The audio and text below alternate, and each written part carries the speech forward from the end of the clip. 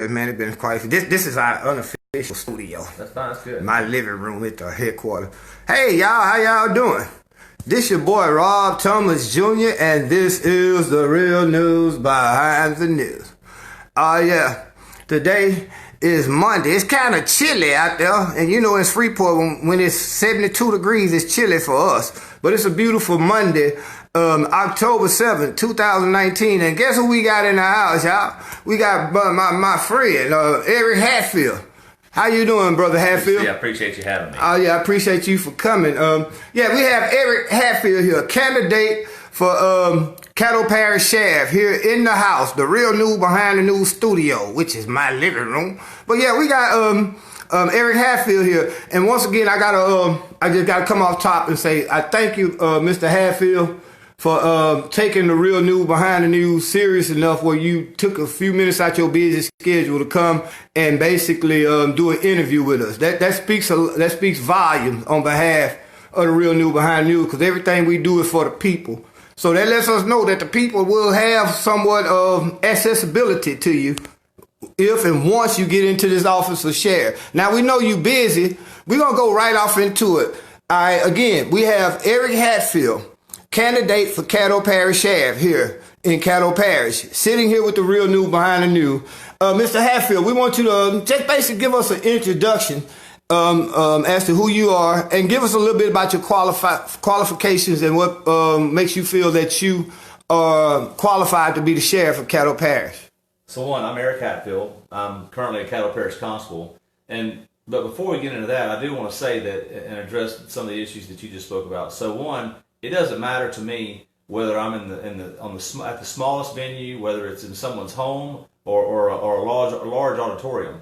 A sheriff is your employee. Every single person watching out there, a sheriff is your employee, works for you and answers to you. So it doesn't matter who the people are, where they live, how much money they have, what they drive, or what their status is in the community. Each citizen is of the same importance, or should be of the same importance to a sheriff, regardless of what their race, wealth, or social status is. So the reason I'm here now is because this is just as important to me as if we were in the Hearst Coliseum. So back to your question is, so I've been a Caddo Parish constable, and I was first a court-appointed special advocate for juvenile court, and then I've been a Caddo Parish constable and deputy constable for the last 15 years. So I've never worked for the Caddo Parish Sheriff's Office, so I've never been subjected to their policies, their procedures, and so that means that I'm very well versed in civil and criminal law and law enforcement, but I've been able to do it with discretion because I've been the constable, and with the constable's office, we all go through the same type of training. We go through training through the Attorney General's office, through the District Attorney Association, through other academies, but the good thing is we can exercise discretion. In other words, if we know that if we get out with someone, we don't have the same policy and procedures.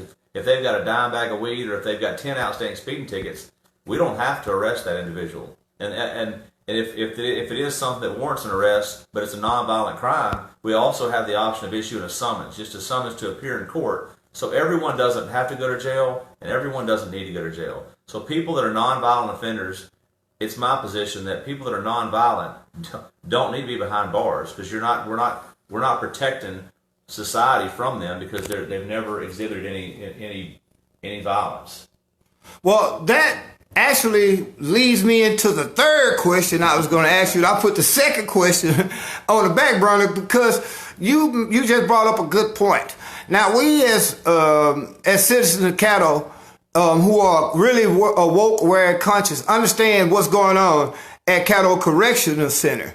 If you're aware that just recently 3 videos stemming from one individual where he was beaten brutally up at Caddo Correctional Center surfaced. We put it out, and now it's become a big issue, whereas anybody who's ever been in CCC know what's going on up there. You have had a chance, to try to get inside, but we noticed that there's a campaign against you to keep you from up there, but we'll talk about that later. But as sheriff, what would you think?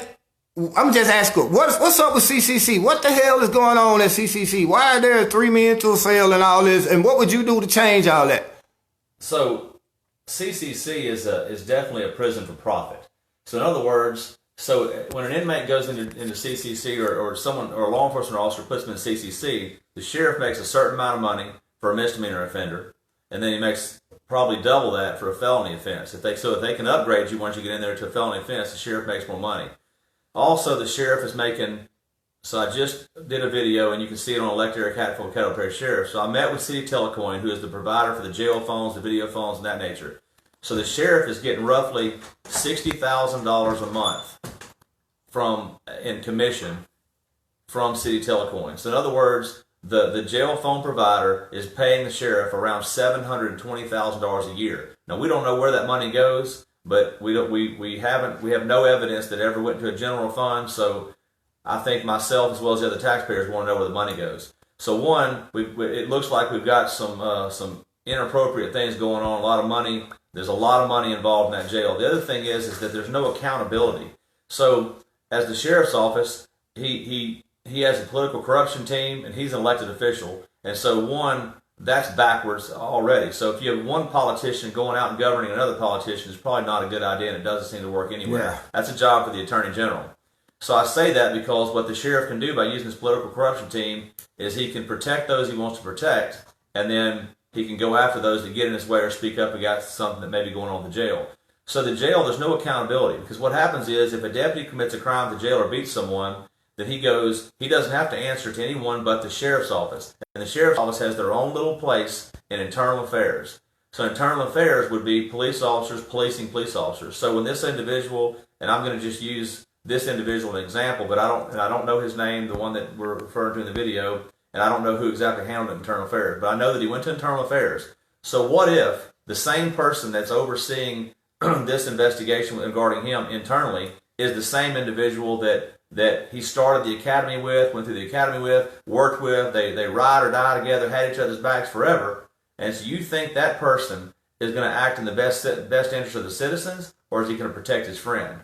So one thing I would change is I wouldn't have a use for internal affairs when it comes to stuff like this. I mean, these things that they need to be addressed quickly, because if you have a violent deputy that's hurting individuals or doing something bad in this jail, it needs to be addressed. This is the reason that we're making national news. I mean, one, because of all the racial comments that the sheriff has made over and over again that's given us a big black eye in Shreveport, Louisiana, but because of videos that get out. So the good thing is, thank God for videos, because if it wasn't for these videos, it would be continued to be swept under the rug because people would deny it ever happened.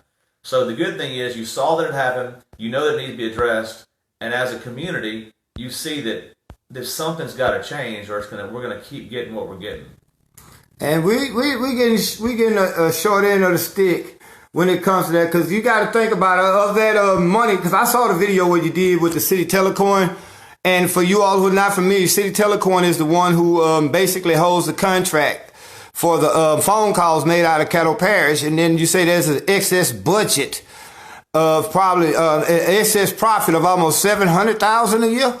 So roughly, the sheriff, if let's just say it's gone over the last 19 years, he's gotten around $18 million written back to the sheriff, which goes into a discretionary fund or discretionary account somewhere that appears to be outside the general funds. So I met with City Telecoin, and they agreed to give me all the information. So I will say this, they were very forthcoming and said, listen, we are a for-profit business, but there's almost $1 million a year that we're giving to the sheriff. So the money that everyone thinks that we're getting, we're not getting near that amount. Yeah, so basically City Telecoin saying, well, look, when this corruption comes out, we not the one you really want to be looking at. We just doing what we are being paid as a vendor to do.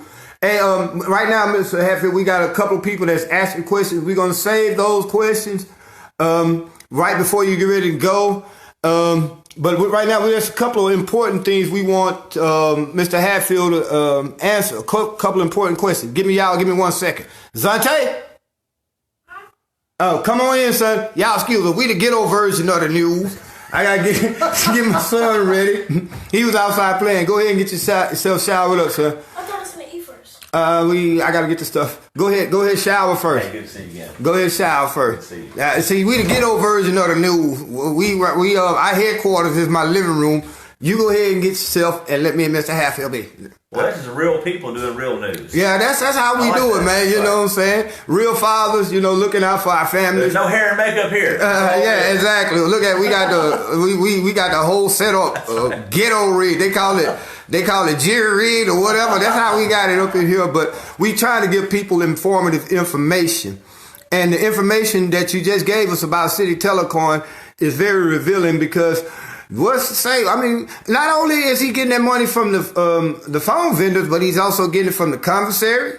He's collecting money from the inmates who actually go out and work real jobs on work release. There's a lot of revenue coming into that sheriff's department. But if you ever been an inmate at that sheriff's department, I can tell you, Mr. Hatfield, they probably get fed less than a pound of food a day per man. It's very harsh what's going on. But let's keep on with this interview because again, I know that you got to get ready and go. And I can add something to that. So you're exactly right. So the work release is definitely a for-profit deal. And that's something that I would definitely change. So I can hit on that real quick. So on the work release right now, if the deputies take you out to work release and you're working for a company and that company's paying the sheriff $17 an hour for you, you may only get a couple bucks an hour for that. And how's that fair to your family who's sitting at home suffering, who can't pay the bills and can't eat? So what I would do is, if that company's paying me, the sheriff, $17 an hour, I'm giving you $17 an hour. The only thing I'm going to deduct out of that is whatever it costs for the transportation and the deputy to take you to and from that workplace so the sheriff's office breaks even. We no longer want a sheriff's office or a prison that is for profit. We are there to break even. A sheriff's office should be a non-for-profit organization. Mm-hmm. If the sheriff's office stands to profit $1 off of an inmate, that gives the sheriff an incentive to continue locking your people up. Yes, exactly. Then that's crazy because I can give you the real deal. In Louisiana, it's 75. The sheriff can take up to 75% of your pay if you're working on an job off-site outside of their jail. They can take up 75% of your pay, meaning for every $100 that those inmates make, the sheriff is getting 75. And out of the 25 got left, they still have to buy items on the commissary. But that's if any other local business did that, they'd be front page news. Yeah, it would be price gouging, because you look at the prices that they charge. I'm here telling that the inmates in work release up there that are allowed to smoke cigarettes having to pay $12 a pack for cigarettes. Well, hey, if you want to kill yourself smoking, that's a different story. But when the sheriff is actually able to profit almost $7 per pack of cigarettes, then you have to look at illegal activity. But anyway, let's move on. We noticed by you being outspoken the way that you are, I believe Sheriff Prater has a big fear now because you're actually challenging him in a way that he's probably never been challenged in the last 20 years. You notice he got a lot of ads going out through the Inquisitor, which we all know that his homeboy Danny Lawler owns, so you really can't take them serious because they're biased. But he has big billboard signs going around. Basically, the latest one I seen was LionEric.com or whatever. Can you explain to us, because I know for a fact that this has been a long-going thing between you and the current sheriff, but a lot of people will see this right now who are not as, informed as we like to be, and they would, see the propaganda ran by the sheriff and try to run with it. Could you explain it to us briefly why the sheriff is so afraid of you? Well, first of all, like you said, when the sheriff was a police officer, and he was appointed police chief by his aunt, who was the mayor at the time. So once his aunt appointed him police chief, then he decided to run for sheriff against Sheriff Hathaway. And then something happened where Sheriff Hathaway decided at the last minute to bow out. So the sheriff was uncontested. He went in. So really, he's never been contested the entire time. I mean, he's had a couple people run against him that were just insignificant and did it because they had a beef with him. They never really campaigned. And so I'm the first one so it's kind of a how dare you. So as far as that mentality, so the sheriff's upset, obviously, that someone would run against him. And then 4 years ago when I ran, so Charles Scott, who was the district attorney, was a good friend of mine. We were close, and he was fighting the sheriff. And so what led us to this point is the sheriff took away, for the first time in Caddo Parish history, he decommissioned the entire district attorney's office. So the district attorney has investigators that are usually retired police officers and retired sheriff deputies, and they go out and they serve felony warrants. Well, the sheriff got mad at the DA and took away all the permissions and shut down the DA's office. So the DA's office came to the constables and said, listen, can you recommission our deputies and our officers so they continue to do business? So I, as a constable, and other constables, we stepped up and we did this for the district attorney. Well, the sheriff just basically said, how dare you give something back that I taketh away? So that's what got us to this point. And then the only other thing is that the sheriff got really upset. I was in a gated subdivision, a very wealthy gated subdivision, and someone called and just made a report that someone had walked in their home at 12 o'clock in the afternoon, but it happened to be an individual who had some mental illness and was in the wrong place. The sheriff called me at 10 or 10:30 that night after he'd been at a birthday party at Samstown, and he said, listen, anytime someone walks into a wealthy gated community and a house in there, I need to know immediately, because I'll have armed guards sit outside that house until that individual's apprehended. I said, well, Sheriff, the guy was a 65-year-old male that lived in there. He was their neighbor. He's retired. He's a wealthy individual. He didn't intend harm. He didn't know where he was. Wait a minute. No, let me stop you, Mr. Hatfield. I apologize. So you said the sheriff said, since it's a gated community, we'll have armed guards sitting out there. All the while, the non-gated communities in Caddo Parish is witnessing some of the worst crime rates, murder rates, and all that. He's willing to. Anyway, I just found that astounding, and the audacity that he had to make that statement. Go ahead. So I told the sheriff. I said, Sheriff, that is the best news that I've heard, and I want to spread that throughout the community. I want to let everyone know in Lakeside, Allendale, Cedar Grove, Moortown, and Hollywood Heights, and all these other neighborhoods that had home invasions last night and burglaries, that you're going to send armed guards and armed deputies outside their homes until those suspects are apprehended as well. He said, Constable, you know what I'm talking about. I said, Sheriff, I understand exactly what you're talking about. If you live in a wealthy gated subdivision and you donate money, I got you. You live anywhere outside that you don't have money, power, or influence, you're on your own. You're going to be washing cars because he can't let the good ones go. You're going to be washing cars. but anyway, it's crazy that now, we're not going to put you on the spot. We're not going to ask you. But I'm aware of a lot of the corruption that's been going on. How, just take, for instance, sheriff using Lawler is foreclosing on people's property illegally in a lot of cases, and then putting it up for auction. When you got to realize Lawler, is basically spearheading, who's basically the puppet and cheerleader for the sheriff, who's spearheading this campaign against you, is one of the people who we need to investigate for corruption. Right, he's one of the most corrupt individuals in the parish. So he has a no-bid contract with the sheriff. So to my knowledge, there are no other no-bid contracts with the sheriff throughout the state of Louisiana. The other thing is that if the city of Shreveport has a fair share program, how come the sheriff's office has never had a fair share program? In other words, the sheriff's office doesn't do business with minorities or local businesses. The sheriff chooses someone to saddle up with, and he rides that horse all the way to the end. And so that's because of kickbacks and what that person has to gain. So that's very self-serving, and it's definitely something that the legislative auditor needs to look into, and that's been presented to those individuals. So yes, if I'm the sheriff, I can promise you this: I'm going to do business locally. I'm going to have minorities and small businesses will be able to bid on stuff, and these bids will not be private with me. They will be public. I'll have a citizens advisory board that will review all these bids so that everyone finally gets a fair shake and fair access to their sheriff. Because the sheriff is your employee, he works for you, he answers to you, and he should be held accountable to you. Really, the sheriff is the most powerful person in Caddo Parish. Outside, really, believe it or not, I found this out, the coroner. The coroner is the only person who has the power to fire the sheriff. But the sheriff is so powerful that he can get information. Just say you got a child molesting elected official or just say member of clergy.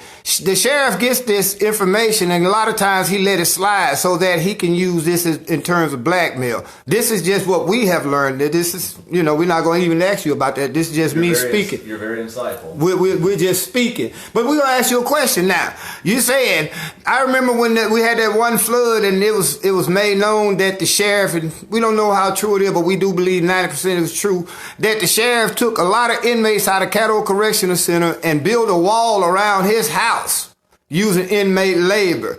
All the while, you still getting people shot down here. Now, the current sheriff acts as if all the problem of these unsolved murders and violence is really on the Shreveport Police Department, but he's the sheriff. If I'm not mistaken, he has a part to play in that too. What can you do that's different than what's going on now, to make the citizens of Shreveport and Caddo Parish, all Caddo Parish, but in particular Shreveport, where all this crime is going on, especially the killing and the violence? What you feel that you could do different? This is a fantastic question. Definitely one that needs to be addressed and has been avoided. So one, the Shreveport Police Department, the good thing is they don't work for an at-will employer. They're civil service. So you see that Shreveport police officers, if they do something, they're held accountable. They're held accountable to the citizens and to the Civil Service Board and everything else. And so what happens let's put it this way. Inside the city limits, you never see Caddo Sheriff's deputies patrolling in the city limits. The reason they don't is because you're bad for business. And I say that because the sheriff dotes on the fact that crime is down 54% in the parish. Well, if the sheriff only patrols the rural areas, the outskirts of the parish of Caddo Parish, outskirts of Caddo Parish, where rarely any crime occurs, rather than a cow getting out or a piece of equipment may get stolen or something like that. But in relation to, if you compare it to what's happening in Shreveport, it's nil. And so what I'll do is we have a bunch of reserve deputies and people the reserve deputies are at no cost to the taxpayers. There's extra cars, there's pool cars. These reserve deputies are properly trained. They go through an academy and they're very capable of serving and protecting those rural areas. So I would put reserve deputies in the rural areas and the gated communities where there's not much crime, and I'll have a ranking officer overseeing each area. But I'll take the brightest, best, and most vigilant officers in the Caddo Parish Sheriff's Office, and I will put them in Allendale, Moortown, Cedar Grove, Lakeside, every single place inside the city that has a uptick in violence. And so I'll have them working side by side, Shreveport Police Department, not to stop people in the street corner and harass them or chase them down or ask them to identify themselves. But what I will have my deputies doing is they'll get out with a group of citizens tonight at 10 o'clock at night. There's 20 of them on the street corner. I have 2 deputies get out, walk up with their hat in hand, hold their hand out and say, listen, my name is Deputy Jones. I work for the Caddo Parish Sheriff's Office. This is my card, my cell phone number. I work every day from 7 to 7, Monday through Saturday or whatever it is, and I want you to know that I don't care if you have a dime bag of weed in your pocket. I don't care if you have 10 outstanding speeding tickets. I don't care. I'm here for you. I want to focus on serving you and protecting you. So if you know of someone that's about to commit a gun crime, or you know a child that's fixing to carry a gun to school, or you know there's a woman that's being abused every night, whatever the case may be, you can call my cell phone if it's a non-emergency and say, Deputy Jones, I got something to tell you, but I don't want anybody to know.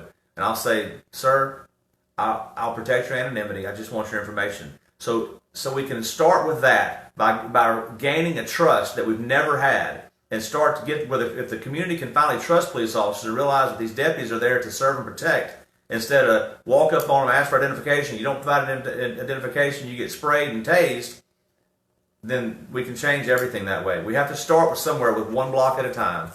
One block at a time. Let's start with my block. My block cool outside of what happened on Mother's Day. But anyway, briefly, one more question before we go. We feel it an honor and a blessing that you took the time out your busy schedule, because we know you busy, especially with the election coming up this Saturday. You took the time out to come sit in my living room and give us this interview. And I like to think that it's because you see that we have a large following here. We have a platform because we speak for the people. Like I told you once before in the conversation, I could care less about the political figures.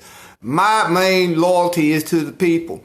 What made you take the time to come speak with, somebody like me at the Real News Behind News? Again, there's 1,000 places in Shreveport you could and maybe should be, but you took the time out to do this. Because at the end of the day, if you're going to be a public servant, you can't be self-serving. You need to serve the public, the people. So not just the people that are wearing suits and ties and driving fancy cars and you meet at these big venues. The people that you're working for that need you the most are the people in these communities. So the people that have all the power already, they don't need the sheriff for anything except to protect them from their own transgressions. But the people that live in these communities, so within one block of here is, I just sold the house that my great-grandparents have had that built in this on that one street over from this.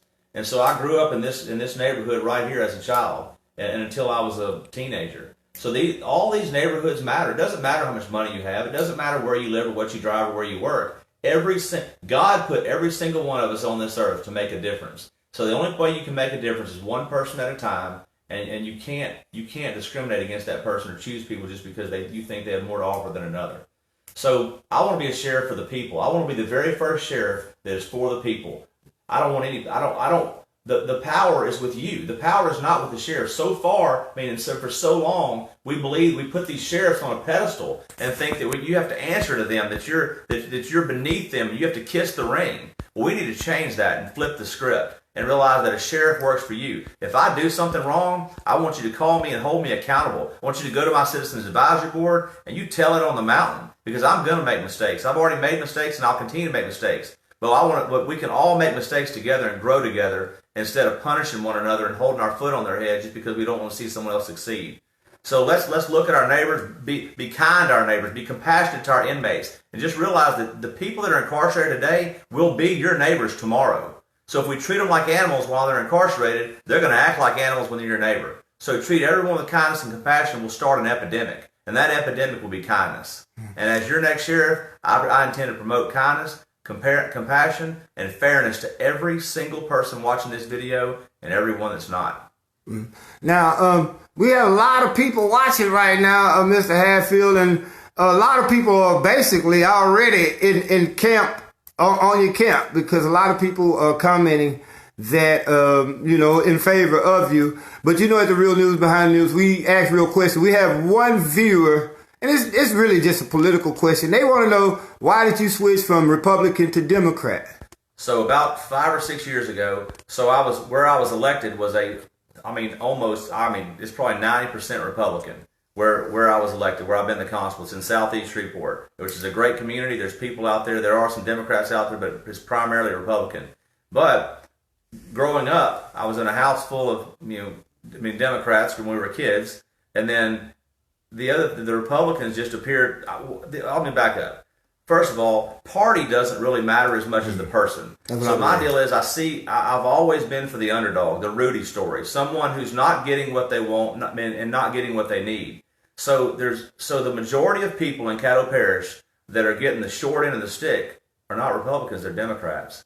And the people that are struggling and suffering and have never seen the sheriff, they're Democrats. The people that have never had a voice and never been heard and just have become content with the status quo and just look at it and say, well, we're always going to be the low man on the stick. We're always going to be the last in line. I'm for those people.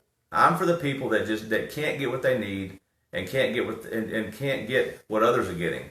So I want an even society where we all have equal access to law enforcement. So if the scales of justice are to be balanced, then equality needs to start at the bottom. That includes the employees all the way from the top to the bottom of the sheriff's office. We can't promote one race and leave one race just sitting behind and say, hey, I'll let you hang out over a small, minuscule department within the sheriff's office. We need to promote as many African Americans and females as we do anyone else. So we've got to start from the top and work our way to the bottom, or start from the bottom and work our way to the top. Either way, we've got to even the scale. We have to keep the scales of justice even, and we have to keep keep treating our people equally. And we really appreciate just for the fact that you came here and gave us this interview. Lets us know that once you get elected, we, the voice of the people, will have a voice inside the sheriff department, because now you have developed a relationship with, I guess, what the people consider one of their biggest community activists. And again, we are grateful for that. Now, I know you got to get ready to go. We just want to give you these last few minutes to tell us. Basically, we're gonna give you these last few minutes to get your sales pitch in. Why should the people vote for Eric Hatfield, and what will Eric Hatfield bring to the table that's totally different? Because we've been hearing a lot about platforms dedicated based upon change, but the only thing changed is the faces on the same old agendas.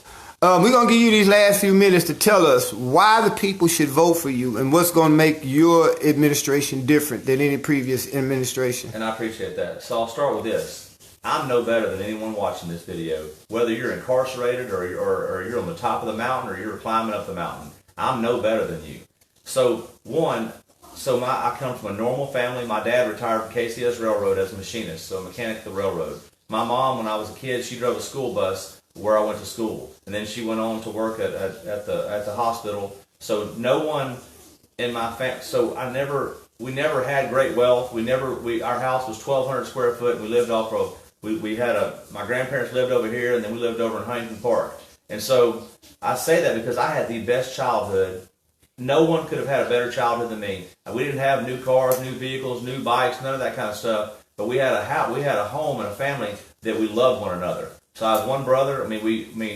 We're close. My family is close, and I got to experience something that everyone should experience. So it didn't take money to buy. I guarantee you, I had a better childhood because we didn't have a lot of money. Because I had a family and parents that loved one another, that loved their community, loved their coworkers, and so I never had racism in our home. I never heard. We didn't have a lot of profanity. We didn't have anything bad going on. It was just wonderful. So I think that everyone, every child and every adult should have that same experience. And as your sheriff, I'm no better than you. And I can't.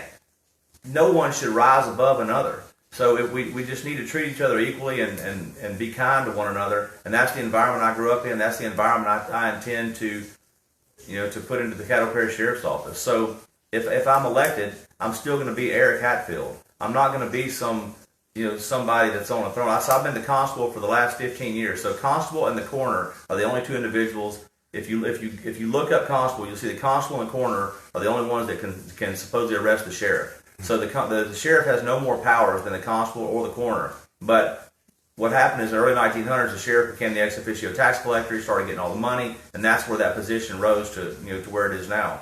But as your sheriff, I'll be one of you, and that's what we need. I mean, as long as we have a sheriff that you never see, that's never in community, he's never in your churches unless it's election time. He's never in your schools. You don't see him in the grocery store. He never stops by your business. He never comes by to check on you. When in turn, a sheriff, if I'm your sheriff, you're going to see me throughout the entire time that I'm the sheriff in your businesses. I'll stop by your homes, the grocery stores, your churches, your work, anywhere where you are my employer. I'm going to be checking in on a regular basis, not once a month, not once a week, but every day I'm going to check in somewhere with somebody because you need to see your tax dollars at work. And I'll be accessible. Right now the sheriff is in the Ivory Tower, which is 505 Travis Strait. The sheriff's office should be within the Caddo Parish Sheriff's Office in the courthouse. I mean, that's where and how that changed, I have no idea. But for some reason, he wants to be at the top floor in 505 Travis Government Plaza. The sheriff needs to work with his deputies and with his constituents, the people that he answers to. So I will move my office there. The other thing is I will revamp that entire jail where people are no longer sleeping three to a cell. That's not legal as far as everything I've read and learned. That's not legal. So no one deserves to be sleeping in pee in the middle of the night, on the floor in a jail cell. So we have to treat people with a humane approach. And I'm also the one thing I'll leave you with is I'm going to put back physical visitation in the Caddo Parish jail. So right now, these fathers that have children, they can't see their kids, they can't see their wives unless it's through a stupid video. So I want you to be able to see your loved ones, interact with them, because if you get to see your family, you're a lot less likely to hurt a deputy or another inmate in jail because you go to bed happy and you wake up happy. So we want these inmates to be treated like people. So there's a lot of things I'll change, and I'm going to make a difference, and that's my promise, and I'll be held accountable, and I'll be a sheriff you can trust. And I really appreciate everybody watching out there. Every single one of you matters. If you need me, you can reach out to me, elect Eric Hatfield for sheriff, send me a message. I get back with everyone, and I look forward to being your next sheriff and doing the very best job I can do. Thank you so much to all of you. Yeah, I'm a firm believer that how can you speak for the people unless you walk amongst them to hear what they're saying? You got so many politicians now that made it into these offices. In the case of the current sheriff, he's been there for 20 years. He feels that he's invincible. It's time for a change. And again, we thank you. I mean, really, we feel blessed that you chose us as the real new behind it. One more quick. What's the difference between interviewing with us and like KTVS or any other? Because, sometimes we cuss, but thank God we didn't cuss through this interview or whatever. But what's the difference? It's live. So it's uncut, unedited, and so you get to see the candidate for who they are. So, I mean, obviously, if you take a video and you edit it, clean it up, you can make it look very well. So you can see me for who I am. So every time I stumble in my words, every time I can't get the right words out or say the right thing, you see a normal person. You see the person that you're actually electing. So if I was just doing a video and we edit it out, I can make it look great. We put some music with it and all those things. But you see someone who is made up. So this right here is the first time that I've ever done in this campaign, I think, a live interview to where you see that I'm just like you. I'm not any better than you. I'm definitely not more articulate or more well-spoken. I'm just a normal person trying to do a normal job to greatly affect in a positive way a lot of normal people. Well, you succeeded thus far in your job, ducking the sheriff, because normally people that duck, that go against him, either wind up in jail or in hell. And God got your back. We do too. At the Real News Behind. I'm not afraid to protect you. I can promise you that. Hey, well, we thank you for all the confidence you have in us as the Real News Behind News. Put your message out there. But hey, y'all, this your boy Rob Thomas Jr. What's your ballot? Tell the people what's your ballot number and all that, Mr. Hatfield. I'm number 91. I'm Eric Hatfield, and I'm ready to go to work for you. This Saturday, y'all, it comes down. We can't tell y'all how to vote, but this you just had an interview with the candidate who right now is threatening the sheriff so bad that the sheriff has to go on a mudslinging campaign. That really, I'm going to be real, Mr. Hatfield, it's kind of sad and pathetic to see the sheriff in his negativity, but it should be encouraging to you because usually when a person takes that route, they don't have an argument, a platform, or a ground to stand on, so now they got to seek to mudslinging. But we know how a sheriff is. If as word as he is, it says a lot about your character because as word as he is, normally he would have tried to have some kind of charges brought up against you just to keep you out of the race. So evidently he couldn't find nothing on you. That means you're a good man. Hey, y'all be blessed. This your boy Rob Thomas Jr. from the Real News Behind News, Eric Hatfield, number 91, candidate for Caddo Parish Sheriff. Hey, you all share this video, man. Until next time y'all hear me on another video or see me, y'all be blessed.